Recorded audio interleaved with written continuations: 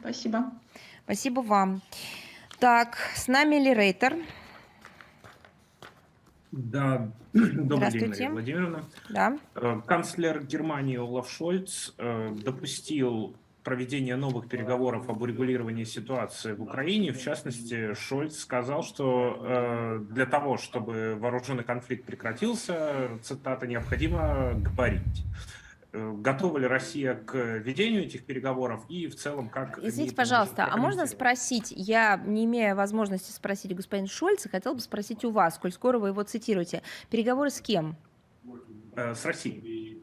Он говорил непосредственно о переговорах с Россией. Ну, во Я всяком понимаю, вот случае, так уже его цитировали. Россия с кем должна вести переговоры? Я так понимаю, что он заявлял от своего имени. С ним? Ну вот о чем мы говорим. Вот я процитировал. Ну то, я что мы понимаю, я просто хочу сказать, вот вы процитировали, необходимо говорить, чтобы вооруженный конфликт прекратился, необходимо говорить. Вы спрашиваете, готова ли Россия к ведению переговоров? С кем? Ну, А вы не думаете, с что... Германией. Так Раз заявление он же прозвучало вроде с немецкой звонит стороны. президенту Российской Федерации, и у него какая-то плохая связь с его стороны. В чем проблема-то? Посольство Германии, насколько я знаю, присутствует в нашей стране. Когда Анна-Лена Бербок собралась в Москву, ей в этом не было отказано, она посетила нашу страну. Есть какие-то данные о том, что российская сторона отказывает Берлину в контактах? Я об этом не слышала. Если у господина Шольца есть какие-то данные, пусть они уж поделятся, не таятся. Если речь идет о переговорах с Украиной, с киевским режимом, с той стороной, я напомню то, что мы сказали сегодня, вновь озвучив решение киевского режима на законодательном уровне запретить переговоры с Россией. Скажите, пожалуйста, об этом законе, об этом законодательном акте знаем только мы? Вот Зеленский и вся Российская Федерация только знает. А в Евросоюзе никто не слышал, что ли? Может быть, Шольц вообще другое имел в виду? Может быть, когда он заявил, что необходимо говорить, может быть, он считал, что необходимо говорить в микрофон, просто в виде монолога? А вот это они исполняют прекрасно. И это мы видим. Но в этом случае никакого эффекта не будет, будет обратный эффект.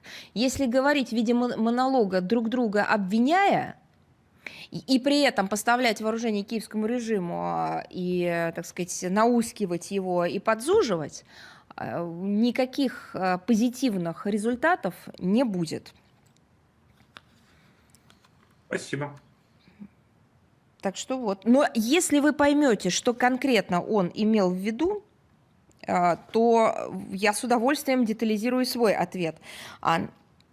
Извините, напомнить я хотела бы то, что параллельно с призывами говорить, руководство ФРГ продолжает накачивать киевский режим оружием и инициативно пытается выполнять, или заниматься функцией координатора экономической войны, проводимой Европейским Союзом против нашей страны.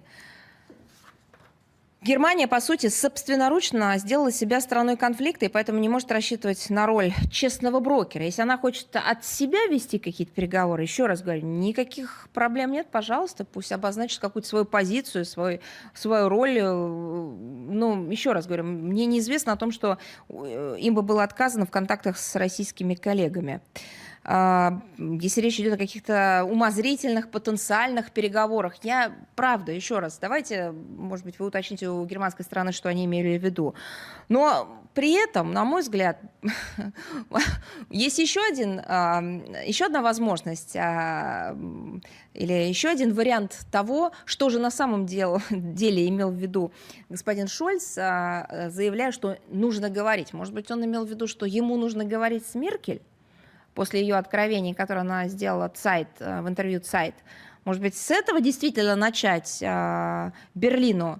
Может быть, госпожа Меркель расскажет господину Шольцу, как было на самом деле вот тогда, и в 13-м, и в 14-м, и в 15-х годах, и все это время. Может быть, он это имел в виду? Не могу исключать. Потому что недавние высказывания Меркель по Минским соглашениям показали истинную цену германского посредничества. Да и собственным голосом в украинских делах Берлин среди лидеров коллективного Запада тоже не обладает.